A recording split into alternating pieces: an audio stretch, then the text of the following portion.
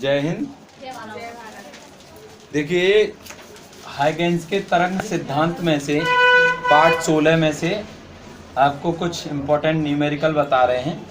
ये न्यूमेरिकल कैसे करेंगे, किस प्रकार से क्या पूछा जाएगा, इसको हम नोट करेंगे और फिर जो फॉर्मूला यूज होंगे उन सूत्रों की सहायता से इसको कर पाएंगे। तो देखें, क्वेश्चन नंबर 1 है हमारा। क्या कह रहा है ये? 6000 एंगस्ट्रॉन, 6000 एंगस्ट्रॉन तरंग दैर्घ्य, और तरंग दैर्घ्य को किससे दिखाते हैं? लैम्डा से दिखाते हैं। तो लैम्डा बराबर दिया है हमारा कितना? 6000 एंगस्ट्रॉन। और 6000 एंगस्ट्रॉन को चेंज कर लेते हैं मीटर में। मीटर में चेंज करने के लिए आपको क्या करना होता है? 6000 गुणा 10 की घात माइनस के 10 मीटर से गुणा करना है। जब इसमें गुणा करेंगे तो ये देखिए, ये स्टैंडर्ड फॉर्म में लिखेंगे। स्टैंडर्ड फॉर्म में हम क्या करते हैं? पॉइंट हमेशा पीछे मानते हैं। जहाँ पर कहीं पॉइंट नहीं होता है तो उसमें स्टैंडर्ड फॉर्म में लिखते समय हमें ध्यान रखना होता है पॉइंट पीछे मान लेते हैं। यहाँ पर ये पॉइंट लगा हुआ है तो पॉइंट को हमें एक स्थान पहले लेके आते हैं, वो भी नॉन जीरो संख्या के आगे। नॉन जीरो का मतलब है 1 से लेके 9 तक संख्या हो और एक ही स्थान आगे हो बस। ठीक है, तो ये पॉइंट हमारा क्या आएगा? 1 1 2 3 3 स्थान आगे आएगा। तो इसको लिखेंगे 6.000 गुणा 10 की घात माइनस के 10। अब देखो, पॉइंट जब इधर से इधर को आएगा, जब इधर से राइट हैंड की तरफ से लेफ्ट हैंड की तरफ आएगा, तब तो यहाँ पर घात में प्लस लगेगा, प्लस पावर जुड़ेगी। ठीक है, तो घात में ही जुड़ना है, पावर में ही जुड़ना है। क्या स्थान आया है? 1 2 3, तो प्लस के 3। अगर यही पॉइंट लेफ्ट से राइट की ओर जाएगा तो आपको यहाँ पर माइनस कर देना है। ठीक है, अब ये हमारा मीटर है तो कितना आ जाएगा आपका? पॉइंट के बाद 0 की कोई वैल्यू नहीं है, इसलिए हम इसको लिख सकते हैं लैम्डा इक्वल टू 6 गुणा 10 की घात माइनस 10 में से 3 घटाएंगे 7 मीटर। ये तो आ गई हमारी तरंग दैर्घ्य। कितनी आ गई? तरंग दैर्घ्य। तो पहला कह रहा है परावर्तित प्रकाश। परावर्तित प्रकाश के लिए ये तरंग दैर्घ्य हमारी आ गई कितनी? 6 गुणा 10 की घात माइनस के 7 मीटर। ठीक है, ओके, आगे चलते हैं। का एक वर्णीय प्रकाश वायु से कांच, कहाँ से जा रहा है? ये वायु से कांच में जा रहा है। तो वायु से कांच में जा रहा है तो इसका यहाँ पर आपको अपवर्तनांक का मान पता है। कहाँ से जा रहा है? ANG जा रहा है, और ANG का मतलब अपवर्तनांक कितना दिया है? 1.5। ये अपवर्तनांक आपको दिया है, समझ गए ना? वायु से कांच में जा रहा है इसलिए ANG इक्वल टू 1.5 अपवर्तनांक का ये मान है। आगे चलते हैं। की सतह पर आपतित है। ठीक है, आपतित है। इसके परावर्तित प्रकाश तथा अपवर्तित प्रकाश में प्रत्येक की तरंग दैर्घ्य आवृत्ति चाल ज्ञात कीजिए। तरंग दैर्घ्य ज्ञात करनी है। तरंग दैर्घ्य हमारी लैम्डा आ गई है। ठीक है, आवृत्ति बात कर रहा है। आवृत्ति का मतलब V से इंडिकेट करते हैं, यहाँ पर इस टाइप से V टाइप की बनाते हैं थोड़ा सा, और चाल को कैसे? C से। ठीक है, प्रकाश की चाल। अब यहाँ पर प्रकाश आ रहा है। क्या आ रहा है? प्रकाश। तो प्रकाश आ रहा है तो प्रकाश की चाल कितनी होती है? ठीक है, तो प्रकाश की चाल आपको मालूम है क्या होती है? ये C से इंडिकेट करेंगे। प्रकाश की चाल होती है 3 गुणा 10 की घात 8 मीटर प्रति सेकंड। ठीक है, ये हो गई हमारी चाल। प्रकाश की चाल निकल आई। अब प्रकाश की चाल मालूम है, अब आवृत्ति निकाल सकते हो। लैम्डा बराबर क्या होता है? सूत्र लैम्डा बराबर फॉर्मूला होता है, देखिए C/V। ठीक है, C/V। अब यहाँ पर V क्या है हमारा? V क्या है हमारा? ये आवृत्ति। ठीक है, तो लैम्डा की वैल्यू मालूम है ऑलरेडी। कितनी मालूम है हमें? देखिए, लैम्डा की वैल्यू ये रही और ये रही। दोनों मीटर में होनी चाहिए, ये ध्यान रखना। ये मीटर में, ये भी मीटर में। अगर ये किलोमीटर में होती तो इसे अभी हम किलोमीटर में चेंज कर लेते। 3 लाख किलोमीटर। ठीक है, एक सेम यूनिट होनी चाहिए, आपको सवाल करते समय यूनिट आपको सेम देखना। ठीक है, अगर ये सेंटीमीटर में होती तो हम इसे मीटर में चेंज कर लेते। कितने से गुणा करके? 10 की पावर माइनस के 2 से गुणा कर लेते। ठीक है, चलिए देख लेते हैं। लैम्डा इक्वल टू, लैम्डा की वैल्यू हमें कितनी मालूम है? 6 गुणा 10 की घात माइनस के 7 बराबर सी की वैल्यू 3 गुणा 10 की घात 8 बटा v। ठीक है, ये अब कैची का गुणा करेंगे, v तो इस जगह पर आ जाएगी और ये नीचे आ जाएगा। तो क्या कर सकते हैं हम कर सकते हैं v इक्वल टू, ठीक है, 3 गुणा 10 की घात 8 बटा 6 गुणा 10 की घात माइनस के 7। अब ये आपको मालूम है जब ऊपर जाएगी ये नजर नहीं आ रही, थोड़ा सा इसको हम इधर लिखते हैं, ये इधर लिख देते हैं। देखिए ये इसका गुणा करेंगे तो v तो यहाँ पर आ जाएगी, v यहाँ लिखेंगे,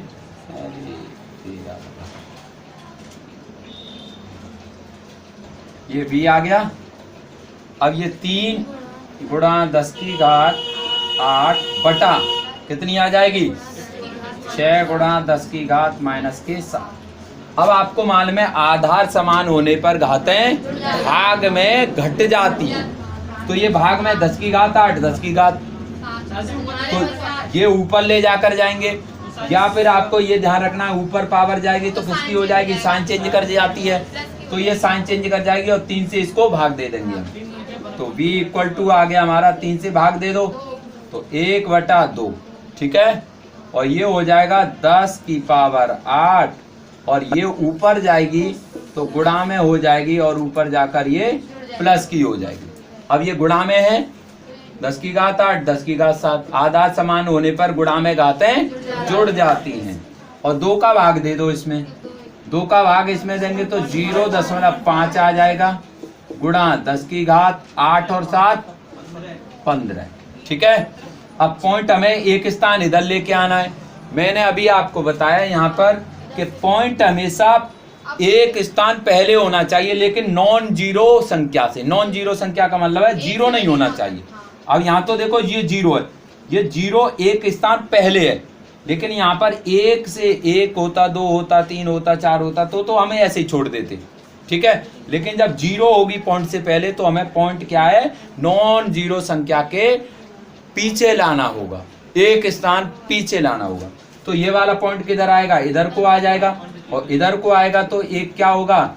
अब देखो लेफ्ट से राइट में जा रहा है पॉइंट, जब लेफ्ट से राइट में जाएगा तो 1 पावर यहाँ से घटा देंगे, अगर 2 स्थान जाएगा तो 2 पावर घटा देंगे, 3 स्थान जाएगा तो 3 पावर घटा देंगे।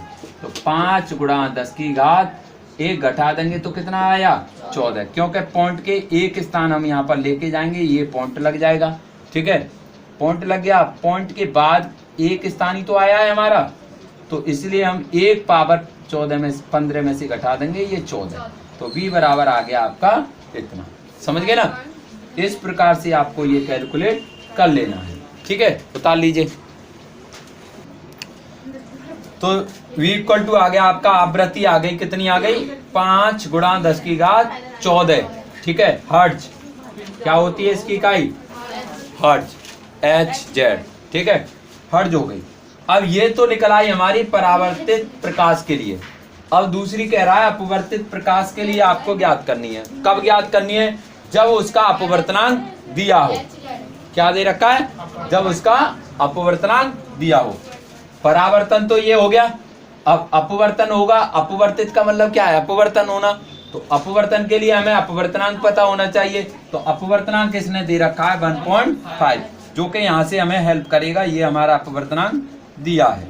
ठीक है, ओके। तो यहाँ से देखिए हमारा एक अपवर्तनांक के रिलेशन में जब अपवर्तनांक दिया हो तो एक फॉर्मूला है, अपवर्तन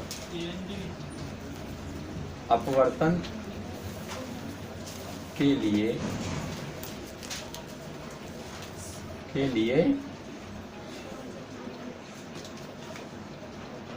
संबंध। क्या संबंध होता है अपवर्तन के लिए? संबंध होता है, ये होता है हमारा म्यू इक्वल टू सी बटा वी, ठीक है, यानी आवृत्ति। सी यानी प्रकाश की चाल बटे आवृत्ति। ये प्रकाश की चाल है हमारी, चाल बटा आवृत्ति, ठीक है। अब इसका हम फॉर्मूला का यूज करेंगे। अपवर्तनांक किसे अपवर्तनांक कहते हैं? तो अपवर्तनांक हमारा कितना दे रखा है? 1.5। तो यहाँ पर लिखेंगे आप 1.5 इक्वल टू सी। प्रकाश की चाल कितनी है? हमेशा कांस्टेंट है, वही रहेगी 3 गुणा 10 की घात 8 मीटर। उसको लिखेंगे नहीं जब सॉल्व कर रहे हैं तो। आवृत्ति हमें नहीं मालूम है, आवृत्ति नहीं मालूम है तो ऐसे लिख देंगे, ठीक है। अब क्या करेंगे? देखिए अब क्या करेंगे, हम इसको सॉल्व कर लेंगे। तो इसका मल्टीप्लाई इसमें v की जगह पर क्या आ जाएगा आपका? आवृत्ति 3 गुणा 10 की घात 8 बटा 1.5। अब पॉइंट हटाएंगे, पॉइंट हटा के 0 लगा देंगे तो क्या आ जाएगी आपकी?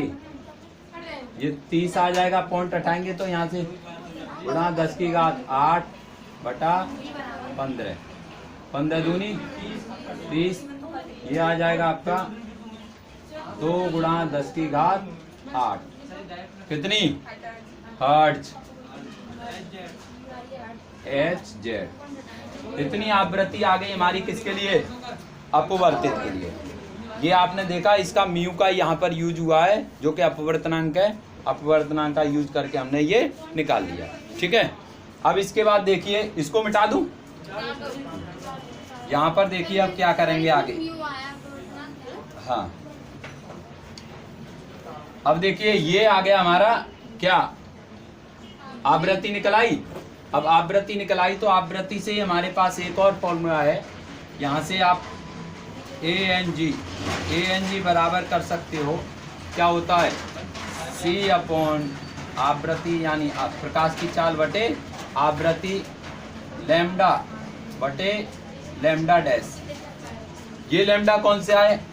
ये लैम्डा तो हमारा देखो परावर्तित प्रकाश की है, ठीक है, और ये अपवर्तित प्रकाश की है, ठीक।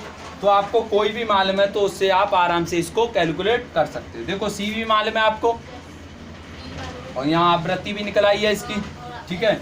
ये लैम्डा भी मालूम है, पहले का दे रखा है हमारा, और ये दे रखा है आपका न्यू जो अपवर्तित निकलने वाला है।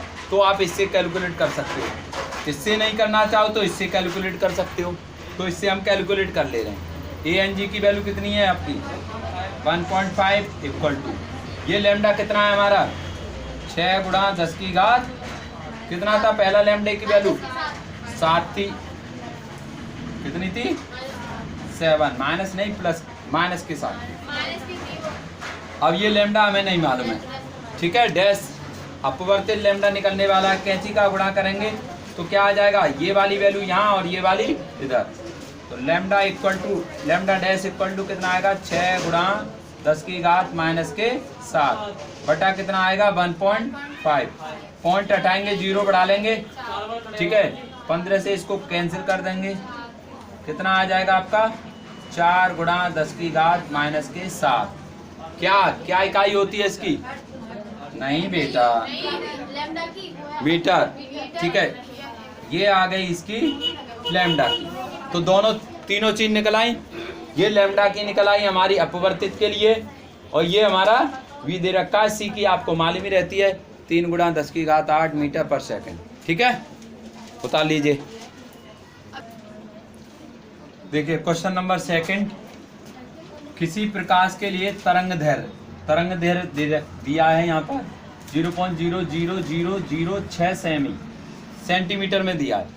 तो यहाँ तरंग दैर्घ्य यानी लैम्डा इक्वल टू गिवन है हमारा 0.0006 cm, ठीक है। यहाँ पर सेंटीमीटर में, ठीक है। मीटर में चेंज करना है तो आपको 10 की पावर -2 से गुणा करना होगा। इसी तरंग दैर्घ्य को यानी इसी को, ये वाली है, इसी तरंग दैर्घ्य को माइक्रोन में चेंज करना है। किस में चेंज करना है? माइक्रोन यानी माइक्रोमीटर में। मीटर वाला है माइक्रोमीटर, तो माइक्रोमीटर में आपको मालूम है क्या होता है? 1 माइक्रोमीटर बराबर क्या होता है? 10 की पावर -6। लेकिन अब ये क्या है? ये मीटर में होता है। क्या होता है? मीटर। मीटर ही तो होता है। और 1 एंगस्ट्रॉन बराबर क्या होता है? 1 एंगस्ट्रॉन बराबर होता है आपका 10 की पावर -10 मीटर। लेकिन ये क्या कह रहा है? ये सेंटीमीटर में करवाना चाह रहा है। तो सेंटीमीटर में करवाना चाह रहा है तो क्या करोगे आप? देखो, इसको 10 की पावर -6 गुणा 100 से गुणा कर देंगे तो 2 पावर कम हो जाएंगी, क्योंकि सेंटीमीटर में क्या है? 1 मीटर में सेंटीमीटर होते हैं ना, तो सेंटीमीटर में चेंज कर देंगे तो सेंटीमीटर से गुणा कर देंगे। तो कितना आ जाएगा? ये 10 की पावर -4 सेंटीमीटर। समझ गए ना? अब ऐसे इसमें गुणा कीजिए तो क्या आ जाएगा? 10 की पावर -10 गुणा 100। ठीक है, तो क्या आ जाएगा? 10 की पावर हो गए 2। ठीक है, तो ये आ जाएगा 10 की पावर -8 सेंटीमीटर। समझ में आया कि नहीं? ये यहीं से निकला हुआ है सारा, लेकिन आपको ध्यान रखना है ये मीटर में होता है, ये सेंटीमीटर में हो गया। ठीक है, तो इसको हम अब ये क्वेश्चन क्या कह रहा है? यही जो लैम्डा है, इस लैम्डा को यानी तरंग दैर्घ्य को किस में चेंज करना है? हमें माइक्रोमीटर में चेंज करना है। तो माइक्रोमीटर में चेंज करने के लिए क्या करेंगे? 1 माइक्रोमीटर बराबर क्या होता है? 10 की पावर -4 सेंटीमीटर होता है। ठीक है, अब ये सेंटीमीटर में ऑलरेडी दिया है, हमारा दे रखा है ना, तो कैसे लिखेंगे? देखो, यहां पर लिखेंगे 1 माइक्रोन इक्वल टू 10 की पावर -4 सेंटीमीटर। ठीक है, 1 माइक्रोन बराबर है ये। अब यहां पर जो दे रखा है वो हमारा सेंटीमीटर दे रखा है, सेंटीमीटर दे रखा है, तो इसका मतलब 1 सेंटीमीटर बराबर निकालना पड़ेगा कितना माइक्रोन होता है, जो दे रखा है ना, जो चेंज कराना है। अब यहाँ पर ये सेंटीमीटर दिया है, लेकिन यहाँ पर हमें रिलेशन मालूम है 1 माइक्रोन बराबर सेंटीमीटर, तो हमें जो सेंटीमीटर दे रखा है तो सेंटीमीटर के ही मान को हमें यहाँ निकालना पड़ेगा। तो यहाँ पर लिखेंगे क्या? 1 सेंटीमीटर बराबर 1/, अब ये किस में आ जाएगा? भाग में 10 की घात -4 माइक्रोन। कितना आ जाएगा ये? माइक्रोन। समझ गए ना? ये वाली 10 की पावर -4 से इसमें भाग दे देंगे तो ये आ गया माइक्रोन। अब 1 सेंटीमीटर में इतने माइक्रोन है।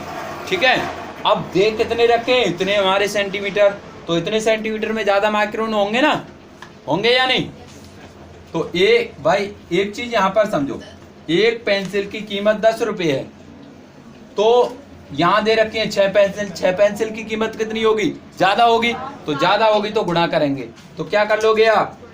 लिखोगे 0.00006, ठीक है, सेंटीमीटर इक्वल टू, ठीक है, इक्वल टू, इसको दूसरे रूम में लिखना है। कैसे लिखेंगे? देखो 6 गुणा 10 की घात, क्या है? पॉइंट हमारा एक स्थान जाना है ना, 1 से लेके 9, 1 से लेके 9 नॉन जीरो संख्या से आगे जाना है एक स्थान, तो पॉइंट आएगा 1 2 3 4 5, यहाँ पर आएगा, तो माइनस के पावर आ जाएगी 5, क्योंकि पॉइंट हमारा लेफ्ट से राइट की ओर जा रहा है। ठीक है, तो 6 गुणा 10 की घात -5 सेंटीमीटर आप इसको लिख सकते हो।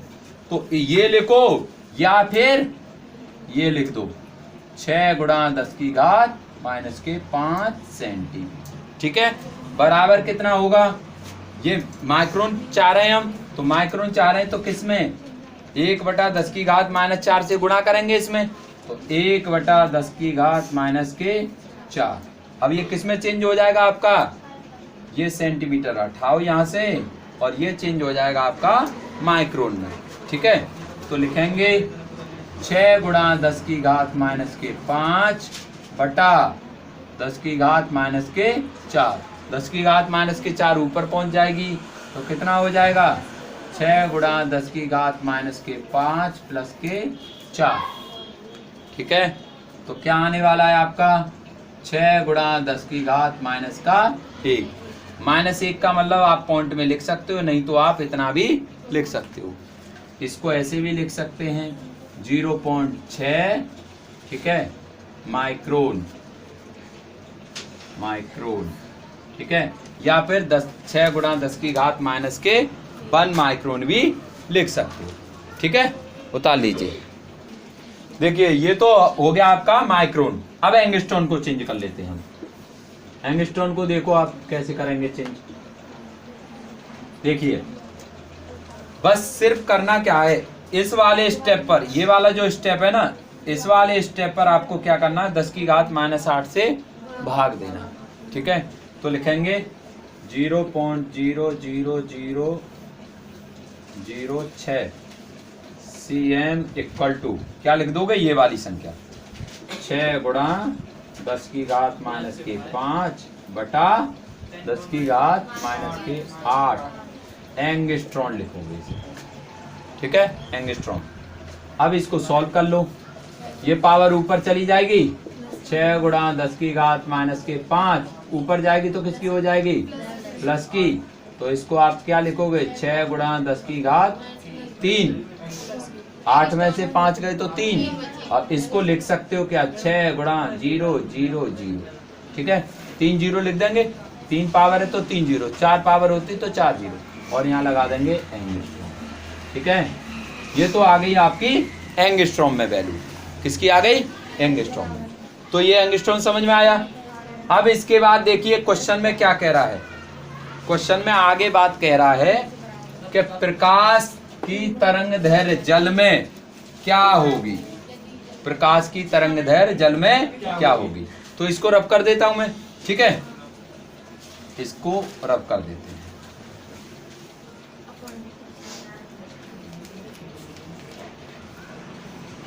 देखिए किसमें पूछा है, जल में, प्रकाश की तरंग दैर्घ्य जल में पूछी है। तो जल में पूछी है यानी W लगा दे रहे हैं हम।